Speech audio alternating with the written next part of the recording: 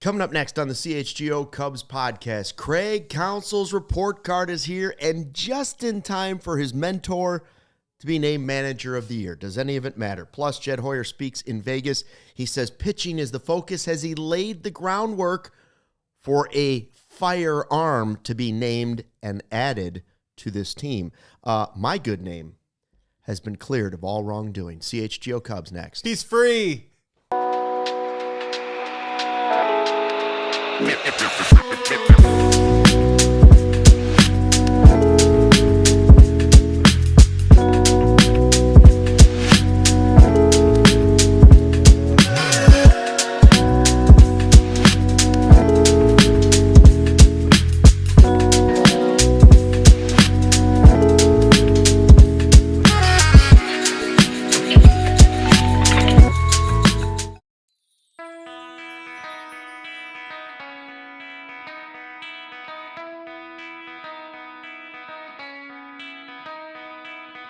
Hey, Chicago, what do you say? It's the CHGO Cubs podcast presented by our friends at Toyota. Let's go places. We will go places today. We're going to go to Report Cardville, yes, where we hand out a grade for Craig Counsell just hours after his mentor was named manager of the year for the second straight year. Does that matter? Does any of it matter? We'll talk about that. We're going to talk about the Japanese market that the Cubs might dip their toe into again and why some of these guys might be a perfect fit for the Cubs. We'll go to Vegas. We're going to go to Vegas. We're going to hear from Jed Hoyer in a second. And yes, for everybody that's been wondering that was listening to the score, my name has been cleared. My name has been cleared of all wrongdoing. 30 years of impeccable record of it's all clear. Walk the streets with your head held up high once more. And at the end of the day, fake Chicago sports media beef can be credited to Mike Prasnowski for simply just tweeting something. The Praz, that's right. Sicko in the chat. How do I know Thanks. him? Beer money contestant. Oh, Beer was money he really? contestant. Oh. Yeah, he was a beer money Are contestant. you willing to reveal? Was he of legal age at the time? He's only like 31. I think it was probably called gas money at the time when he first went on it. Do you remember what he walked away with? I don't. Okay. I remember I think he did it twice. I know the first time he did it was like at a Cubs convention, I think. I don't know if he won or lost. I don't remember. But Praz was definitely a beer money contestant. Wow. Full circle. Mm-hmm. Now he's getting you in trouble. People asked if I am. People always say, Luke, do you attribute everything on your stories? And I say, always. How many times? 83. That's what I always say. Attribution before aggregation. So everything's been cleared up. We're all good. We're all friends. Also, just hilarious, too, that that's a famous score clip, yet it's your actual content. I don't care about any of it. It's I know. I know. Yes. I have stolen that clip plenty of times. Yeah. Now I have a problem with you. No. You after the show. So Jed Hoyer, we're going to play a clip here from Marquee Sports Network. Marquee Sports Network is where you can find your Chicago Cubs games during the season. Make sure you watch Marquee Sports Network. This is from their Twitter page coming up in just a bit. But yeah, Hoyer talked a little bit to reporters in Vegas. We've said this is a lot about laying groundwork. If you're watching on the YouTube page, this clip is from their Twitter page, and you also will get a great shot of very handsome Jesse Rogers from ESPN in the background. Wearing the same shirt, it looks like. Whose Twitter page is this, by the way? This is from Marquee Sports Network. And that's a TV channel, Marquee? That is the TV channel where you will find your Chicago Cubs baseball games. And courteous. Boog and JD and everything and Cole. The whole gang. I think we're going to have an active offseason. Take that for what it's worth. I think that we'll, I think the largest focus, will be on pitching. I think that's obvious. I'll look at our depth chart that, I think we're in pretty good position on the position player side. On the pitching side, we're thinner. And so I think that's going to be our focus. And I expect to explore trades. I expect to explore free agency, both, at the top of the market, but then also looking at for minor league free agency. I thought last year in a lot of ways we gave Boyd a multi-year deal, and then we got a lot of value out of Brad Keller, who was a minor league free agent. And I think all of those Drew Pomeranz, we made a tiny trade for. I think all of those transactions matter, and so I expect to be really active in doing that. I think on the pitching side more than the hitting side. Again, that was from Marquee Sports Network. And that was Jed Hoyer and Jesse Rogers in the background. And I think it is important that at this point we call out that @SexMachine77 has joined the live YouTube chat. Yo, right back to you. Yo, back at you. By the way, I picked up a Starbucks yesterday on the way in. You know how they've got this new thing where they write the names on the cups all of a sudden? All it said, what mine said, was yum. And frankly, I listen, I want you to make this clear on this podcast. That's borderline harassment. I am a happily married man with 2 kids. I'm a family man, and I don't approve of your advances. Get your eyes off his beans. Just give me my tea. It says yum today, or cheers today. Cheer, it does say cheers, yeah. I'm surprised they didn't write sex machine on your drink. This is from Sex Machine, not Sax Machine. Sex machine. Sack Machine, that's right. So anyways, he's talking about pitching. By the way, did you notice Joey Christopoulos is here and Sean Anderson's running the 1s and 2s? I'm Luke Stuckmeyer. I listened to that Jed thing a couple times, and it did sound like he started out super positive, and then he tried to taper back on those expectations. Whoa. Did I say top of the market? I mean, I also meant middle of the market. We'll be busy. Remember Brad Keller? Remember Drew Pomeranz? Boston market, farmers market. Success stories. I just want to get all the. We're going to look at all the markets. You speaking of the farmers market, we found this very athletic 38-year-old farmer who we think can throw 94 from the left side. I was at Crumble the other day. Who wants a Chips Ahoy? Say, sure, Drew Pomeranz, come on in. So he was great. It's hard sometimes to read between the lines with Jed Hoyer, but I do think that he offers breadcrumbs of honesty and truth of what their intentions are from time to time. And I think I think why we rightfully want to play a clip like that is because I think Cubs fans can anticipate they're going to try and do everything they can, and they've got the money to do it. So I don't know what the excuse will be if they don't get it done, that they're going to try and find something on the top end to adorn on top of the rotation like on a Christmas tree and pair it with Cade Horton and roll out a rotation that's going to be more improved than it was last year. Of course, then he made a couple of qualifiers, and we should anticipate more signings because they have to literally turn over most of their bullpen this year. But I think Jed is giving you a little bit of the truth of what their intentions are. And I, as a Cubs fan, I get excited to hear that. I hope that they look at both sides of the ball, but I think pitching will definitely be that priority. I think it has to be, and I think he's right about that. Like, even if he feels like there's room to improve, and there should be room to improve position in the field, wherever you want, bats, all of that stuff, the lineup, pitching has to be the focus. You saw how important, like, the power arms are, and Bruce Levine, who does work on the score, and a Marquee was, I believe, tweeting out, hey, they're going after power arms. That is not a secret. Like, they have to improve that. Like, they had some pitchers who were very successful at pitching to contact, and that was part of the plan about upgrading your defense and having what was viewed as probably the best team defense in Major League Baseball. But you also got to miss bats. And the game has gone to the high heat. And high heat also can come with injuries. And so you got to stockpile that. When Palencia is pretty much your only guy that's touching 100, you've got to find that guy somewhere else, okay?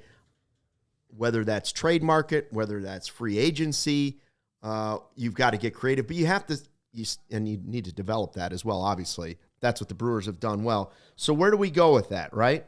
If they're looking for power arms. Well, Ken Rosenthal was out there saying that basically Mackenzie Gore is probably one of the most likely big-name frontline starters to get moved this offseason, right? His name came up at the trade deadline. And he came up many times during the trade deadline with us on this show. I think we both wanted him and like him a lot. And I think he's also a young pitcher rounding into form. He throws pretty hard. He sure does.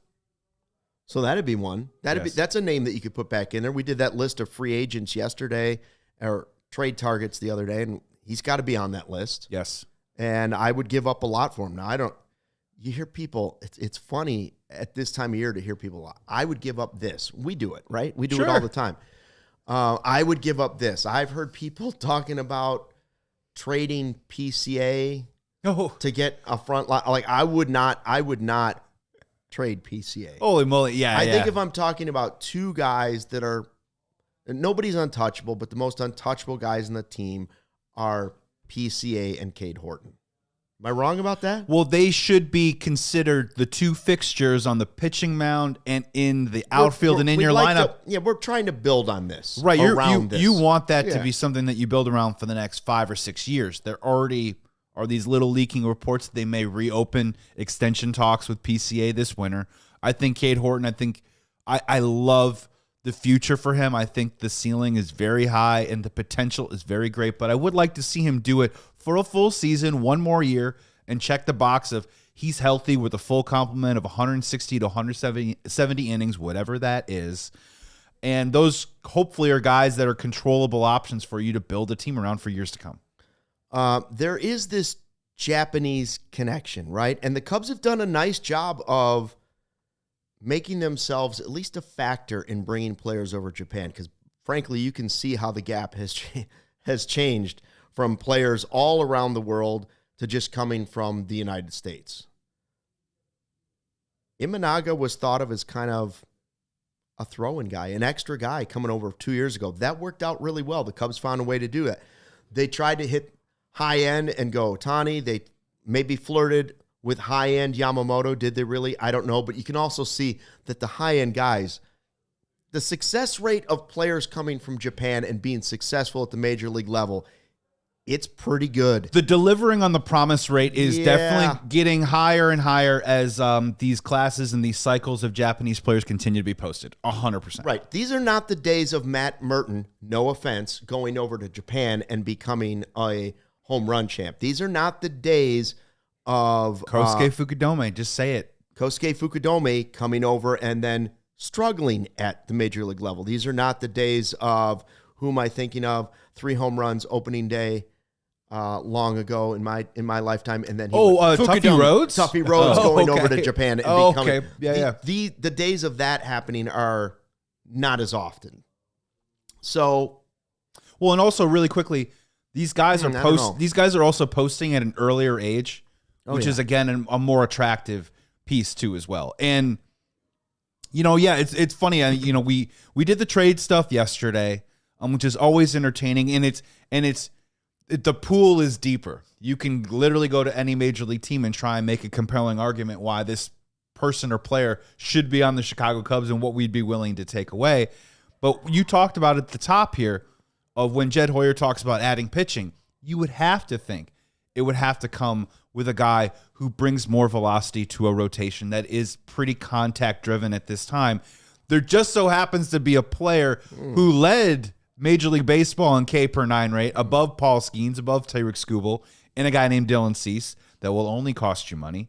And then again, Tatsuya Imai, also 27-year-olds coming over from Japan as well, also tips the scales over 95, can hit 99 as well as too. So there are some options for the Chicago Cubs to explore, and some of those, when we talk about free agent, you can solve the things that you want. You can get things on your shopping list by simply just ponying up the buck. I wonder, we're going to get to Imai and some of the options out of Japan, and I wonder if, speaking of Japan, how the contract situation with Imanaga and the qualifying offer, which is he's got a deadline of the 18th to decide on that. Next week, yeah. How does that situation impact what and when the Cubs actually, that's why you could say for sure this was all groundwork this week. Like they weren't going and getting somebody because they don't know if Shota's back or not back. Well, that's a huge gap in your rotation if he's not back. And Steele's still not going to be ready to go. So that's another one. So we're going to play on the other side of a break, Jed talking about Shota and how that has unfolded and is still for the moment up in the air, whether or not he's going to be a Cub or he's going to pitch for somebody else. And then we'll go from there into the Japanese market that's currently coming over potentially this offseason and see if some of those players might be an even better fit than Shota, if possible, okay? Shout out to our guy Ron, who has just joined the chat. I see Jordo's here. Everybody's in the live YouTube chat here at the all-new CHGO Cubs YouTube channel. Make sure you tell a friend, tell a neighbor, tell a total stranger, and then tell a total stranger's neighbor. We're We're going to get to all that stuff in a second. First, though, I want to tell you about some of our great sponsors here on the CHGO Cubs podcast presented by Toyota. Hey, Cubs fans, Toyota has 25 vehicles with available all-wheel drive and four-wheel drive. Hey, you want to get to that spot to see the Northern Lights? Yes. Take your Toyota. The RAV4 has legendary versatility. The Grand Highlander's adult size third row is for real. And the Tacoma's wild side comes standard. From job sites to campsites and game nights, there's an all-wheel drive or four-wheel drive Toyota to get you there in style and safely in this weather. Find yours at Toyota.com or visit your Chicagoland Toyota dealer. Beautiful time of year to be a CHGO diehard. Sure is. The weather outside is frightful. Why not be a diehard in our community? Get access to our exclusive written content, a free t-shirt, plenty of discounts on merch and events, and access to our Discord lounge where we all hang out and talk Chicago sports and so much more. Go to ALLCITY for the latest information on how you can join all the sickos and diehards already waiting for you to join. And Luke, you were talking about that frightful weather out there. Well, I'm not going anywhere this winter without my Brunt work boots. They're lightweight, they are waterproof, and the best-selling Marin work boots are not only built for the toughest job sites, they're completely waterproof. Whether it's rain, standing water, your feet are always going to stay dry. Brunt knows they have the best boots on the planet, so they'll let you try out one of their products on the job. Choosing work boots used to mean sacrificing comfort or durability. Not anymore. Brunt, though, they cut out all the BS, and they have built tough boots that feel great from day one. No break-in, no sore feet, because people out there doing the real work need to get out there and comfort and do it with durability. The founder, Eric Gerard,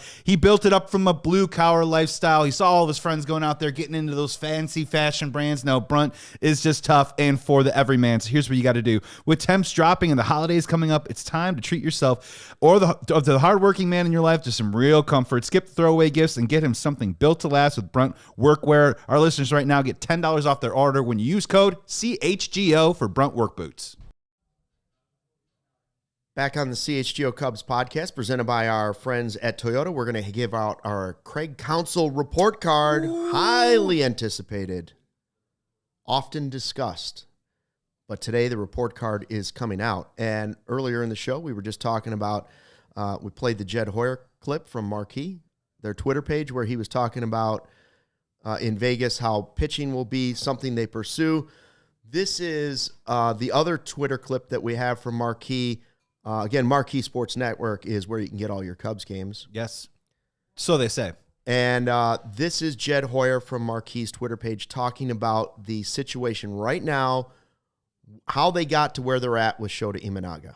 Ultimately, it was just we obviously value Shota a ton. I think he was amazing for us as a pitcher, as a teammate, and I don't want to close that door completely by any stretch, but ultimately, we didn't think that the club option was right value.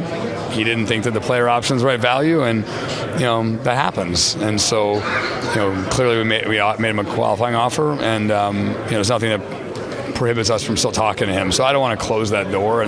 But obviously, like I said, the way that we value the club option, the way he valued the player option, obviously we didn't meet up there.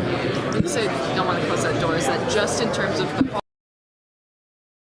That was Jed Hoyer talking about Shota Imanaga. So again, he has the 18th until he decides what he's going to do with the qualifying offer. A lot of people seem to think he's probably going to say no. And again, that doesn't mean he's not going to be a Cub next season. Right. Because like any team, they can still negotiate a 2-year deal, a 3-year deal for a less amount of money. Like, they still might give him an offer that makes it attractive enough to him to remain a Cub.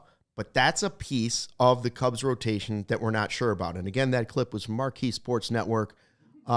Sometimes it sounds like glazing, but it's not. It's just attribution. Well, look, with the Shota thing, right, I've said it on a previous show, and I will say it again. If Shota's agent is worth his salt, there's no reason why Shota Imanaga at 32 years old can't get at least $30 to $40 million guaranteed, stretched across however many years that they prefer on a contract. And at $22 million for a 1-year deal is now the agent's job to go out there and field offers and generate buzz or interest to try and get that dollar amount. The Chicago Cubs could be that team, Luke, like on a 2-year deal for $30 million. very, very close to the AAV of what they gave Matthew Boyd. If that's the decision and road they want to go down, I can see a return. But again, I think it would turn into a waiting game past that qualifying offer if the Cubs and Shota Imanaga would ever reunite. We've got to remember that the Cubs are, let's just say it's 5 spots, but we know it's way more like 8 starting pitchers at least that you've got to have. 100%. You know, you have it. I'd say 10, to be honest with you. But I think that's where the game is going. I think it's less about bullpen. I think it's more about multi-inning guys now. I agree. But if you're just talking about 5 starters, old school rotation, if you believe that Shota is not worth the amount, if he says no to the qualifying offer, then you have to start to consider, all right, but what's it going to cost me to replace that production? And is that price going to be worth the change that we're looking for? They're clearly looking to change the mix-up of their rotation a little bit. They'd rather have more power arms, as Bruce Levine says, right? Like, yes, they need more flamethrowers. So Shota is not that. He's not. Now, because he plays up in the zone and it comes from a different angle, sometimes his speed seems a little bit higher, and that's why he's been successful for off and on for 2 years. But he's not touching 98. He's not touching 99. So what would it cost to replace that number? Now, Mackenzie Gore's one that's a yes. I don't know what it would cost. I don't know who it would cost, and that's the big question. But, yeah, you better pursue that if he's on the market. Imai from Japan, you touched on him earlier a little bit. Like, this is a guy who has more strikeouts than he does innings. Correct. Right? Like, so yeah. he is missing bats. And he's 28 years old in May, right-handed pitcher. And Jeff Passan predicted, you know, ESPN just tried to pick one guy for every team. He can't double up a name somewhere else. He threw that name out for the Cubs. He didn't throw out Cease. He didn't throw out Schwarber. He didn't throw out Imai. So what do we know about him? So 27-year-old pitcher. You mentioned a guy that has more strikeouts per innings pitched. You are correct in that. If you just roll back and put his numbers, which I get is not an apples to apples comparison, but if you put his numbers up against some of the major league pitching of last year, his K per 9 rate would definitely be in the top 8 in baseball. So Dylan Cease led all Major League Baseball with 11.52. Just for a general area of where does he land, Paul Skeens at 10.36. And then if you go down a couple more spots, he's more in the area of where Logan Webb was at 9.74, Jacob deGrom 9.64, Framber Valdez, just for reference, 8.77 because he walked in with a 9.79 K9 rate in 2025. Couple things that you like about Imai. One, obviously the 27 years old. 2, throws 95 miles an hour, can touch up to 99 on certain different guns at different points last year on the season. In 2023, 10-5 record, 133 innings pitched, 8.8 K9 rate, higher walk rate, 4.13 with a 2.30 ERA, xFIP of 3.20. Last year, though, improved upon those numbers. More innings pitched, 173. K rate up 9.71. Walk rate down 3.63, 2.34 ERA with an xFIP of only 2.51. And then last year, which is I think is going to make him a ton of money, 10-5 record, 163 innings pitched, 9.79 K rate, 2.47 walk per 9 rate, 1.92 ERA, xFIP of 2.26, only allowed 6 home runs in that span. So this is a guy who, in theory, is entering the prime of his career.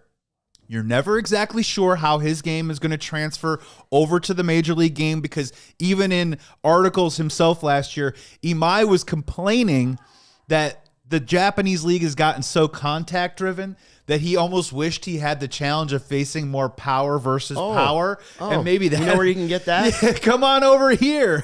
Come on over here and hit the ball to left field at Wrigley or really, wherever you want to go. And so there's that aspect there. The home run rate was down, but does that have to do more with maybe the hitting profile of some of the players that he faced too as well? The other one that I picked up on and read that was interesting is a lot of people think that more can be extracted from his game. He's got a little bit of a shorter stride, and they're wondering if his athleticism can create even more extension, which might even give him some more bite and some more nastiness to see. He's a little bit smaller in stature, but again, big-time fastball, 27 years old.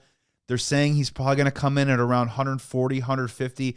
I guess the question is I have a hard time just as a fan because, look, I didn't watch Japanese baseball last year. Know. Yeah, well, right. I watched 2 games in Japan. Right, and not every single scout. Oh, yeah, exactly. At the beginning of the year, and then you called it. The first 2 games of the year were played in Japan. But not everyone can say with certainty that his game or profile will immediately transfer over to the major leagues. My question for you is, 27-year-old Imai with those kinds of numbers, it's pretty obvious, though, that Dylan Cease across the board, the numbers are just strictly better. Maybe the age is different, but the profile is almost exactly the same. It'll probably cost you in the ballpark of the same amount of money. So I understand maybe the unknown is attractive and interesting, and maybe it is the ideal scenario. But I guess my question for you is, what are you more intrigued by, Dylan Cease or a pitcher like Tetsuya Imai coming over? Why not both?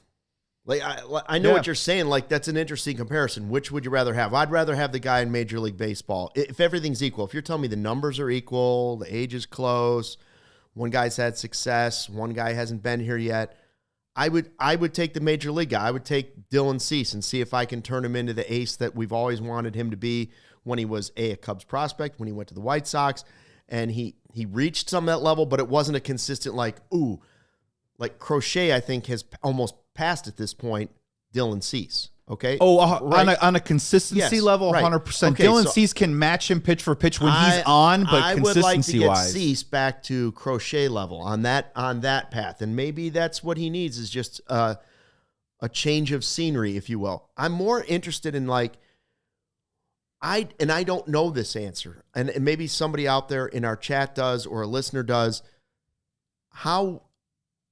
How far apart is the gap between certain players coming over from Japan, not to major league players, between each other, right? So, and how would they rank these pitchers that are coming from Japan?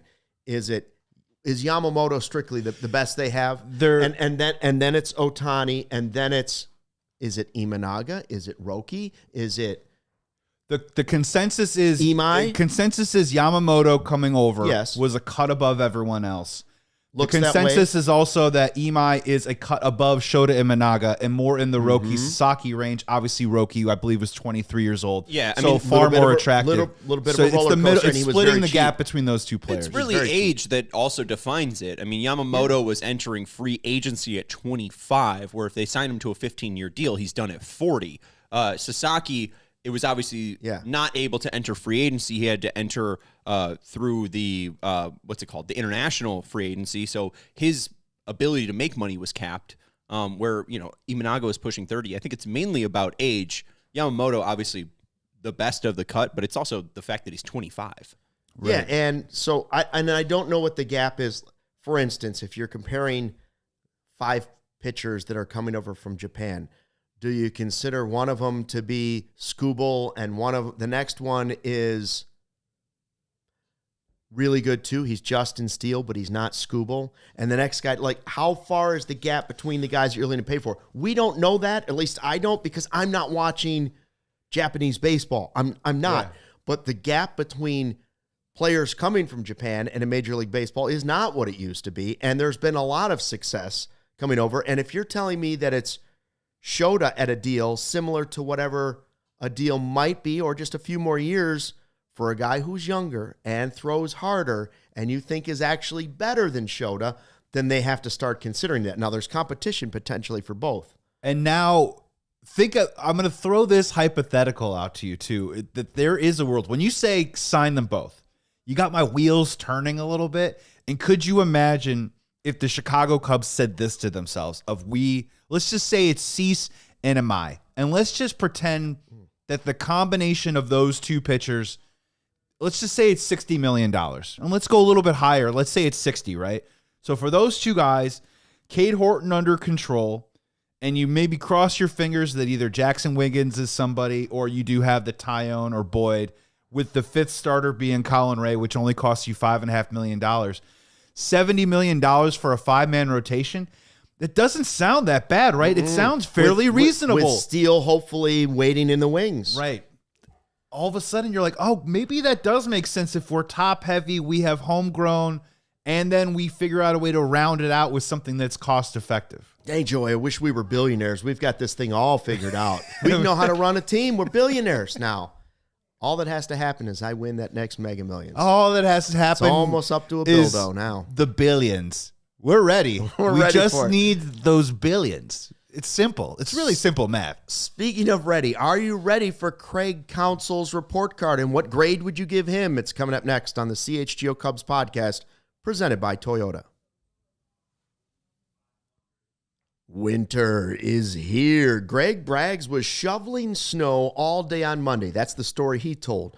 After a little research, we found out in Northwest Indiana, actually his wife, Jenny, did all the shoveling. Interesting. Is your home's heating up for the challenge? At Four Seasons, we guarantee same-day installation with no extra charge for nights, weekends, or holidays. You can save up to $4,000 on furnaces and comfort systems with Four Seasons heating, air conditioning, plumbing, and electric.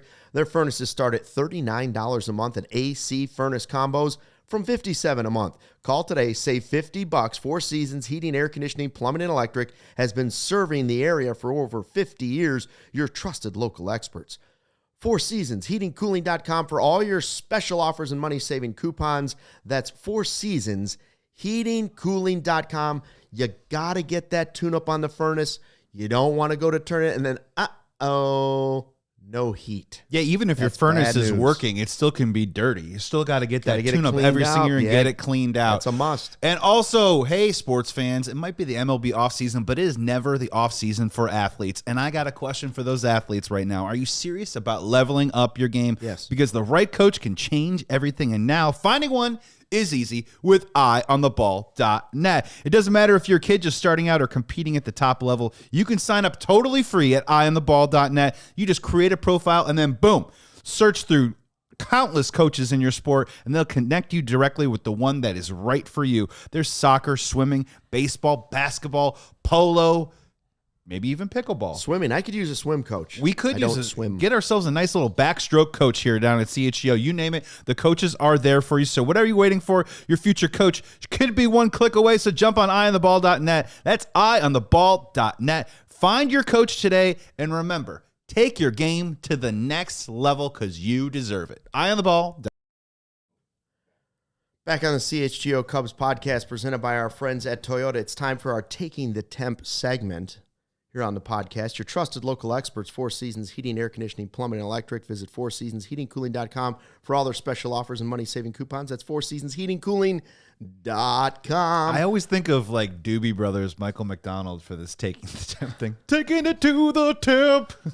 Wow, that's pretty good. Yeah, thank you. That's pretty good, but that's going to get Oh, us in my trouble. Michael If McDonald If it's impression? too close, it's going to get us in trouble. So stop right there. I saw you send in a Q&A for Patrick Norton. He responded with a Michael McDonald song. He did. Yeah, Christopher Cross, Ride Like the Wind. Ride like the wind, yeah. I heard that. long way to go. Okay, stop. We're going to get in too much I know, trouble. I'm gonna Your- get sued. Your pipes are just too good for It's that. too close. So before the break, we were talking about Imai, how he might fit into the Cubs rotation. And we're on the precipice. I think that's the right word, of doing our Craig Counsell segment here in just a minute. We're walking to the edge, Our report cards. But there's another player we want to take the temp on in this group, at least one, of players that are thinking about posting and exploring Major League Baseball. Kazuma Akamoto. Is that good? Got it. Hello, Moto. Nailed it. Hello, Moto. Who is he? He's going to be 30 in June. What can he play? Third base and first base. Now, the description I saw was somewhere between good enough and fine Yes. defensively at third, and just as recently started playing first base. So you're not, for a team that has said, oh, we're big on the gold gloves and defense, he's not that, but he can hit.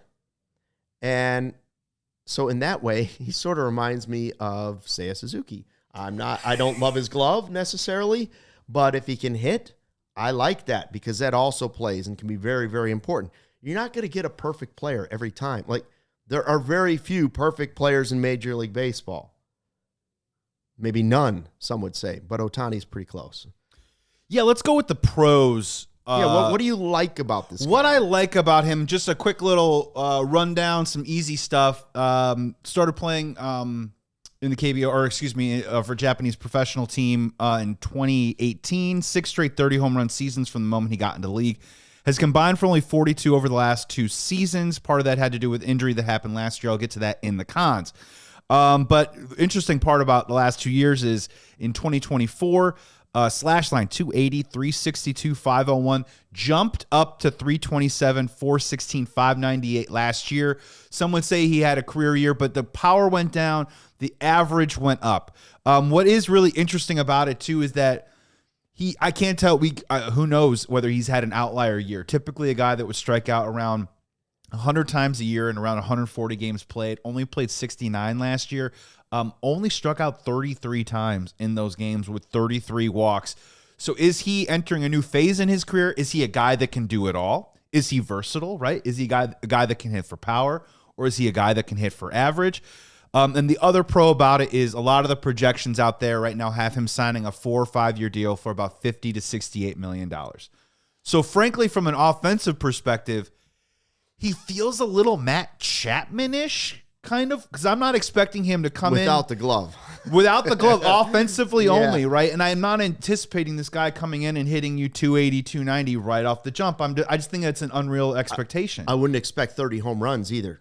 Right. And his swing reminds me of a little bit of Tadahito Iguchi and a little bit of Andrew Vaughn. I'm sorry about the White Sox reference, but the swing kind of just sort of reminds me a little bit of that. Let's go to the cons. Elbow injury last year, only played 69 games. So the question is that a lot of MLB scouts are having right now is that can this guy stick at third base, or is he eventually really a first baseman? He has been tied to the Chicago Cubs with a couple of different outlets. I'm frankly a little confused of why the Cubs would be interested in Okamoto, the same way that they would be interested in Murakami, who's a left-handed, huge, big-time, crazy 70 power plus hitter who hit 56 bombs only 3 years ago, but strikes out a ton. So there are other left-handed options on the market for the Cubs to pursue, and we're having this weird bugaboo thing with left-handed hitters hitting at Wrigley all of a sudden. Why would they go after him? I'm also curious why the Cubs would go after Okamoto, who seems like a fine, average, possibly above average player, and maybe a really good veteran player on a playoff team. But is that really the reason why you're supplanting Matthew Shaw? Is that really the reason why you're moving? You move Matt Shaw into a utility role if it's Alex Bregman, in my opinion. Not for him. Not for a guy like this. No. I want to add more positives to that, though. Like, I don't think I've seen everything from 3 for 36 to 4 for 64. What about 4 for like 70? So we're talking about an AAV of maybe $12 to $17 million a year. Very affordable, very cheap. Somewhere in there. And what it is, though, Joey, is an expensive but possibly huge upgrade to Justin Turner. How much are you willing... Like, if you can't move your left fielder and your right fielder this year because of no trade clauses, and you're a little stuck there and you're trying to figure out, okay, how are we going to get Owen Casey in the lineup, assuming none of these guys are traded away? How are you going to get bats for this guy? Here's a spot on your team. And we mentioned this, I can't remember the player we were talking before, and I just said, listen, he'd be a massive upgrade over... I think it was Gino Suarez. We're like, he'd be a massive upgrade over Justin Turner. You're not going to play him defensively over Shaw at third, but you can play him at third if you want to put Shaw in a utility role for a day or give Shaw some time off, or if Shaw has to go back to the minors next year. That's somebody. This guy can fit that role. Think more of like very expensive utility guy. Is that a spot where normally you wouldn't say, man, I'm upgrading at left field, I'm upgrading at first, whatever position. This is still a position on the team. You could greatly upgrade your backup position at third offensively, at first offensively. For the Craig Counsell lefty versus lefty with Michael Busch. First, DH. Fair. Yeah. I mean, you can move him. He doesn't have to have a definite position. Just because you're paying him that way doesn't mean you can't use him as quote unquote Ben Zobrist. Now, he's not as versatile as Ben Zobrist, but you are lacking a backup at third and you're lacking a backup at first. And this guy offers you a bat at both of those positions. Right. And that's a great point. And it's tough, right? Especially when it gets to the offseason, right? And I want to be a greedy little Gus. Like, I want to be a greedy little Cubs fan. And I want it all, right? Or I want whatever it is, the finest I want to bring onto the team. he very much could be a guy that over the course of a long season and what you're talking about, some of those variables of the ins and outs and how you construct the lineup, he could be another great addition to a Cubs lineup that up and down prides itself on being having length and a next man up type of mentality. And I can't just sit here and say, if I'm anticipating PCA taking the next step, maybe adding a guy like Okamoto, who's just a veteran hitter, who's going to give you a good at bat, hits velo, right? Hits velo, is going to drive some guys in, a guy that can spell at first, a guy that can play a little third, a guy that can fit in at DH. Yeah, maybe it does make a little sense. I guess in my position right now, because I am being a greedy little Gus, I don't know. It wouldn't underwhelm me or overwhelm me. I think it would just kind of whelm me right now, where I do think that there are other big, shinier toys out there that I'll be honest, kind of have my fascination and my attention. If this is where it landed, and let's go back to our segment before on the other side of the break, when we say, what if we added 2 front of the rotation guys, or what if we did add an ace and maybe another really good 4 that made Tyone more of a 5 type guy, and then added an Okamoto just to push the offense a little bit further in the right direction. Without Tucker? I think I could start getting more excited because there'd have to be other moves tethered to it. But as of right now, I'm not really like banging the table saying I would want this guy in the Cubs. I'm just reminding everyone, the way the Cubs were the best team in baseball was when Kyle Tucker was healthy and cranking in the first half of the season, right? And that's just what I want. But if you're not going to pony up the money, which I'm not saying this is the way to go, if you're not going to pony up for Schwarber or Tucker to keep that type of potential on offense, then you've got to find other places to start to build it back up. It's not all, hey, it has to be on spot A, spot B, spot C. You're going to have to find other ways. I'm not saying this guy's the right option at all. He's just an option. I understand that Tucker was injured and all that crap. I still don't understand it. But the thing that Tucker gives you what Tucker gives you is consistency. Yeah. I know he fell off in the second half, but when you're talking about Okamoto, I feel like you're just adding another player who is kind of similar PCA level. No, I think he's going to. You're adding a guy that could be a possible I think wild card. I don't know if this is going to be a guy that absolutely hits, and he could just be a guy that's boom or bust, right? Yeah, like a guy that will just come in and just be a really solid level player. Unlike maybe Praz's favorite player, Ian Happ, who has all these ups and downs, right? Like I think you need a guy that can just come in and just hit 120 OPS plus in April, whatever. Which would be great. But if he's more of the 250 hitter that hits about 20 bombs and 70 RBIs, it'd be nice. But we have those guys. You know what you need when you have uncertainty on your roster, when you have uncertainty in your bullpen, when you have uncertainty in your slug, you need the best manager in baseball. Well, the Cubs went out and got Craig Counsell, and here we go, the much anticipated, highly discussed Craig Counsell report card. We timed this out because Manager of the Year was announced last night.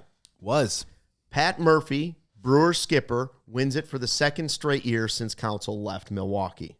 So Counsell leaves, and his mentor has now won Manager of the Year back-to-back seasons. Let me just say this. I think that part of it means almost nothing. Okay. All almost nothing. Doesn't feel good, though. Emotionally, right? It doesn't. The optics aren't great. On the sicko scale, it feels wrong. Yeah, the optics aren't great. The feel isn't great. But winning Manager of the Year just means your team sort of exceeded projections. Which they did. They were projected to win 84 games. Which he's done. Blew past which that. Murphy has done 2 years in a row. This is not to take away from Pat Murphy. But I don't know how far. I only went back to 2016. The National League Manager of the Year has not won the World Series. Not back to 2016 to now. I didn't go any further than that. I can just tell you, Joe Madden was not the Manager of the Year in 2016. And Murphy hasn't won it the last 2 years. And I went every year in between there, and you know what it was? A bunch of teams that were not winning the World Series. That surprised, that came out of nowhere. I bet you Bochy got a couple. Very rarely is it Dave Roberts wins Manager of the Year because the Dodgers paid more money than everybody else. Yeah. it doesn't go that way usually. Usually it's a team that slides and you're like, wow, that was a pretty good year for the Diamondbacks. Didn't expect to see that, So it fits that narrative that a guy who's the highest paid manager is not winning manager of the year. I'm not even saying Murphy didn't do a good job. I'm just saying, as far as manager of the year and optics, I don't really care. Can you name the last National League manager to win the World Series? It's not Bruce Bochy. Oh, manager of the year. Tony La Russa. Yeah, you might have to go all the way back to Tony La Russa. But nope. No. Tony La Russa won in 2002. They didn't win. Dusty Baker. Nope. National League. Jack McKeon, 2003 Florida Marlins. Okay, so Blackjack. That's what I'm saying. Like that award and winning the World Series have almost nothing in common. Right, and Pat Murphy, and let's be honest, I think he is a regular season award. I'm willing to offer and concede that I think Pat Murphy deserved it. They won back-to-back division titles, deserved it. exceed the projections on their wins, and also put together something that the Chicago Cubs weren't able to do. Like it didn't eventually matter, but just from a fandom standpoint, put together winning streaks of 8 games, 11 games, and 14 games. At one point from May 26th to the end of July, they were 40-15. I mean, that's a regular season that I think also matches what a manager of the year would probably win. Oh, yeah. And honestly, but Craig was third in his own division, right? Because Francona finished ahead of him. Finished second in the voting. So the top 2 guys in the National League were both in your division. You're in a division with some pretty good managers. Right. And I get it. It doesn't matter because we're just focusing on our own business, but there is an optic to it that doesn't sit right with me. So where do you want to start? Do you want to start with player development, regular season, and maybe we'll finish with postseason for your grades? Let's go regular season first. Okay. We'll go right in order. Regular season, then postseason, then player development and overall grade. I'm going to start with my regular season. I gave him a B-, Counsell. And the B- starts with a B, Brewers minus. He was less than the Brewers. His team was less than the Brewers. B for Brewers, he was minus that. The positives for him, he navigated having no ace, no Justin Steele, basically the whole time. Like the whole season, he went without his ace. That's not easy to do. And it's not his fault if they don't have enough arms on the farm, and it's not his fault if they didn't build a deep enough staff. It's not the manager's fault. His job is to steer the ship to try and get them through the rough waves and the icebergs and all that stuff. He did that. He put out, saying in the regular season, you know what? Our grade is we need to get to 90 wins. Every year we need to get to 90 wins. He did it. Yeah. So on that part of it, hey, he's definitely succeeding. He's navigating. He's doing all these things. He adjusted with the bullpen. And I think he did some other things well. But he also blew a lead to a red-hot Brewers team, his former team, and his I can't give him an A. I frankly can't just give him a B because the Brewers still stepped on him and the Cubs and said, nope, still not your year. Still not your year. Get back on our broken escalators. Here we go again. So I gave him a B- for the regular season. So for Craig Counsell in the regular season, I am going to land with a B. And by the way, Sean, that's a fantastic picture. He looks like Joker in Arkham Asylum right now. That's I'm actually loving that to no end. I'm going with a B for the regular season because 92 wins, that 90-plus mark that we want to hit, getting back in the playoffs, deserves to be applauded. What we kept hitting on is a theme all season long for the Cubs during the regular season is they were the king of the 2 out of 3. They never got too down. They really never got too high, right? And for the most part, I think the work that they did in those Kyle Tucker first couple months to pad themselves with the lead, I understand that the division slipped away from them, but it never got so scary that they were really in danger or peril of getting kicked out of the wild card.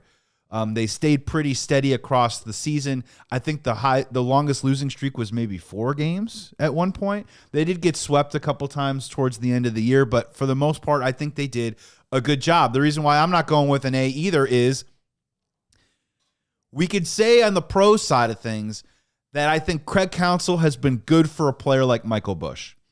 I think we could say on the pro side of things, Craig Counsell has been good for a player like Matt Shaw. Or a player like Pete Crow Armstrong.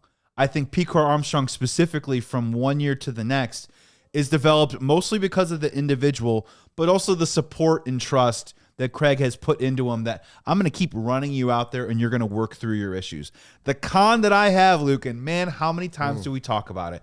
When things went south in the second half, I felt like they were consistently slow to just grow a pair, talk to a couple of these guys and say, you know what, we're going to back off of you for a couple of days and try and do a reset. It came eventually through the middle of August all the way into September, and they came out on the other side. I felt like it happened maybe a little bit too late, and I don't know what's going to happen and how we're going to reflect on what happens with Kyle Tucker, but I do feel like at times the front office and Craig Counsell, who is the manager, so he gets his name on this stuff, mishandled the Kyle Tucker situation multiple times throughout the year, either through a lack of communication with just the fans and the media trying to let us know, what is this guy going through? When he's slumping right now, let us know that he's injured. They might not boo you if they know you have a broken finger. 100%. Or get to the player and say, look, man, I get it that you're a grinder, but you're just not yourself. And we all know it, and you know it. And if we can just get you to sit down for 10 days and heal up a little bit,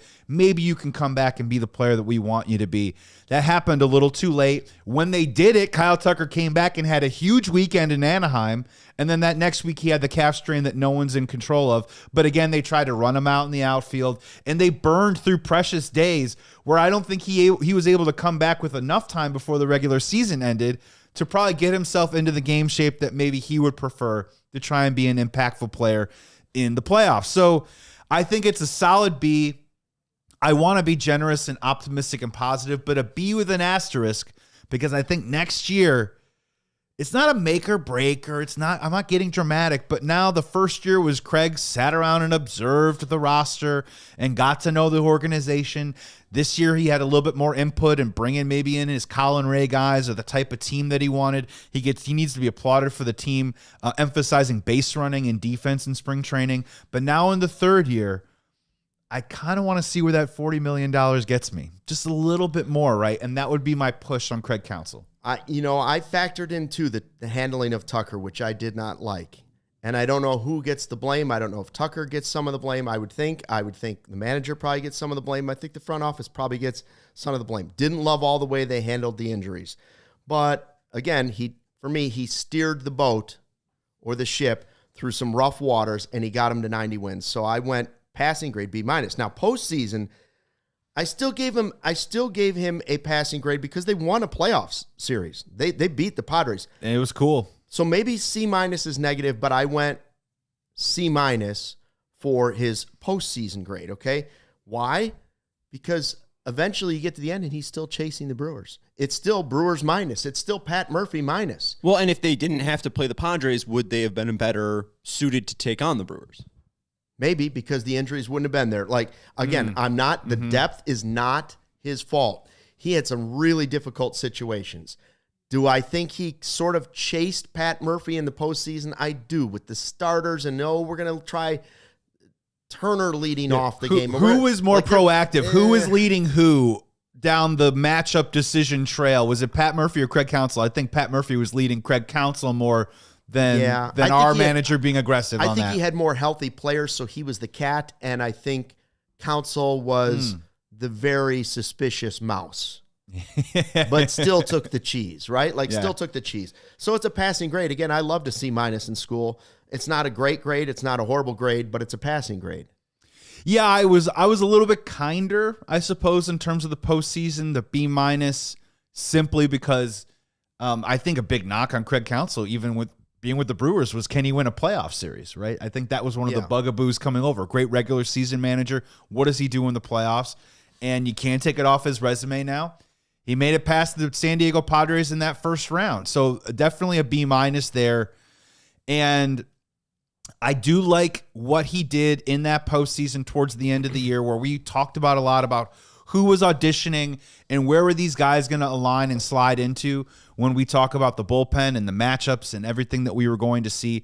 I do like that Craig Counsell said, we're going to make Daniel Palencia our fireman. We're going to bring him in the sixth inning of games. You're no longer a closer. You're an out-getter, convincing those guys to buy in and just be dudes that helped get us to 27 outs. He does get a lot of credit for that. But again, in that Brewers series, either, I don't want to call it a step slow, but reactionary is what I kept using. Oh, the word I kept using was reactionary throughout that playoff series. And for that, I have to go B- because, again, division rival, Milwaukee Brewers. I still sit here and contend the Cubs are more talented than the Milwaukee Brewers. They should have won that series, and who knows what would have happened against the Dodgers. And I do feel like some of it had to do with the matchups and some of the decisions as much as it has to do with the players. They would not have beaten the Dodgers. I don't but think with so. A healthy Cade Horton, I think they would have passed up the Brewers again. They started to at the beginning of the season, then the Brewers, credit to them, went on a great run, but Horton wasn't pitching like he was pitching. And once Horton showed himself like that, it was different. So the third category that we have kind of filtered in here, we got regular season, postseason, and then we have player development, and you touched on it a little bit.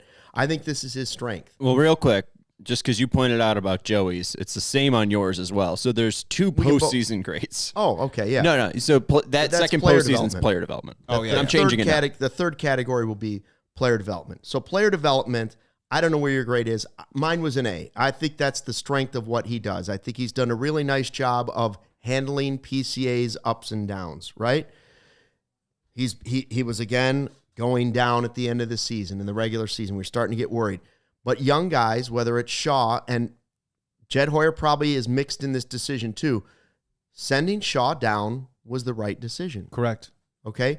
And they dealt with it correctly. And Palencia, when I thought Palencia was done, they found a way to kind of poke the bear a little bit. I think they did it during the season at one point where it was like, hey, you're not necessarily the closer. You know? And so I think he did you can't argue with what he's done with the development of Michael Busch. Now, we can argue that it's time now for him to face righties and lefties. Yes, please. That can be an argument. But player development, I can't argue with the result of what I've seen of, has this guy gone from spot A in his development up to spot like M, O, P. Like where does it go? Yeah, like he's climbing, and these guys all seem to be climbing right now. Now, is it a steady climb? Not always. But I think he has been the right manager for a lot of these young players. Yeah, the progress isn't linear, and that is the nature of sports. So I do like that Craig Counsell has had that stable force of he's not. So here's the con, right? When we talk about player development on the other side, I think he defers and leans on veterans a little bit too much, where it's like Ian Happ, you're 2 for 26, or Dansby Swanson, you got 11 Ks in your last 3 games. We're just going to keep running you out there and not think that you need maybe a day off or a mental reset, or maybe just a reminder that you need to get it together a little bit to be able to earn the right to be out there every single day. But yeah, when we talk about PCA is prime example A. I thought what he did with Miguel Amaya towards the end of the year put Miguel Amaya in a position, if he had stayed healthy, to be someone that could be an offensive contributor for us this year. And I really like what the bullpen specifically, a lot of those guys were complimenting and applauding Craig and Tommy Hotovy and the pitching staff for taking care of them throughout the year, kind of knowing and managing and having a great open line of communication in regards to workload and not going over back-to-backs. And they never went 3 days in a row with Brad Keller until later in the year, and they knew when it was going to happen and how it was going to happen. I gave him a B+ in terms of player development. It has been an improvement from David Ross for sure. And I'm really curious to see, because now we have another set of guys that he needs to integrate into this team next year. And I'm specifically looking at Owen Casey, right? Owen Casey got his cup of coffee. Whatever they decide to do with him next year, I think he'll be on the team unless he gets traded. I want to see what Craig does with him to hopefully maybe bring him along and make it a compelling case that he deserves more playing time. And I want to see what happens with Jackson Wiggins and the decision that they make. Because a lot of Mo Baller and Mo Baller too as well. A lot of these guys deserve maybe a little bit more of a run over the course of a long season, depending on what they do with the roster. And so I'm going with the B+ right now with Counsell. I can't give him an A for sure, because a lot of the credit goes to the players first and foremost. Let's be very clear about that. And then overall, I gave him a B. It's a B for Craig Counsell. I think he can be an A manager at some point, but clearly needs to win some games next year, needs to go deeper in the playoffs, needs the roster to do it. Don't get me wrong, but a B manager right now for Craig Counsell. I gave him the B- because he's still below the Brewers. Just my the constant theme, like he's below the Brewers, he's below Murphy, but he does have him back in the postseason. He's got him around. Did they end up winning as many playoff games as the Brewers? Or more? One more? They ended up winning one more, right? One more, I believe. Yeah. So in total. So he actually won more playoff games than Pat Murphy did this year. But I would take the bye and the division championship. That has to change next year. Also, Pat Murphy won more games against the Cubs in the postseason than the Cubs correct. won against the Brewers. He won the head-to-head. touche. And manager of the year twice in a row. So anyway, it's hard to do. Well, real quick, just I went down a rabbit hole in the last 2 seconds. It seems like after 2006, they stopped giving it to people that were worth a damn. Jim Leyland just won the World Series. He was named manager of the year in the AL. Ozzie named in 2005. They obviously won. Just throwing it out there. Mike Scioscia in 2002. Manager of the year, his Angels won. Outside of that, it's just been pretty much the Guardians, the A's, the Rays, and the Twins in the American League. There's a Ranger in there once. The Dodgers only won 93 games, and they only had one healthy starter all year in Yamamoto. Roki Sasaki was a total mess, and they all came back. He still won the World Series, but Dave Roberts, no. Cleveland's such a fantastic baseball organization. They have 6 managers of the year since 2007, have 0 World Series. That's Screw them. Put them together with Milwaukee, Cleveland, Milwaukee. That's 8 managers of the year. Put it together. How many World Series championships? 0. I'm glad we could hate Cleveland and Milwaukee together on this show. Oh, it's fun. Come together. Still the heartland. Anyways, Ohio ain't great. Thanks for checking out the CHGO Cubs podcast presented by our friends at Toyota. Thanks to Praz, Ron, Jordo, everybody that joined in the live YouTube chat. Make sure if you're listening to this on Spotify or in podcast form, check us out on the YouTube page, CHGO Cubs YouTube page. Like it, tell a friend, subscribe it, tell a neighbor, tell the strangers, tell everybody. Until next time, that's tomorrow at 2 o'clock. We'll be back with more. Until then, thanks for watching. Fly the W. We all silly like the mayor.